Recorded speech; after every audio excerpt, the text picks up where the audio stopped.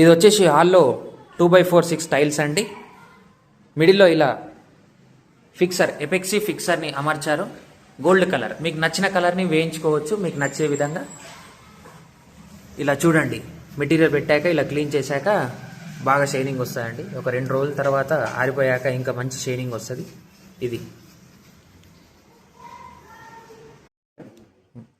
ఇది వచ్చేసి హాల్ అండి. ఈ టైల్ యొక్క size 4x6 rock company tiles. ఇక్కడ మిడిల్లో వేసిన ఫిక్సర్ ఎపెక్సీ గోల్డ్ కలర్.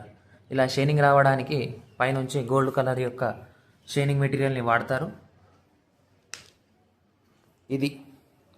దీన్ని క్లీన్ చేసిన తర్వాత బాగా షైనింగ్ వస్తాయండి. మీరు చూసుకున్నట్టయితే ఇక్కడ కెమికల్స్ యాడ్ చేసి ఇలా గ్యాప్ ఉన్న చోట ఇలా కెమికల్ని ఫిక్స్ చేయడం జరుగుతుంది. ఫ్యూచర్లో ఎలాంటి వాటర్ ప్రాబ్లం కూడా రాదు, వాటర్ లీకేజ్ అవ్వడం కూడా జరగదు.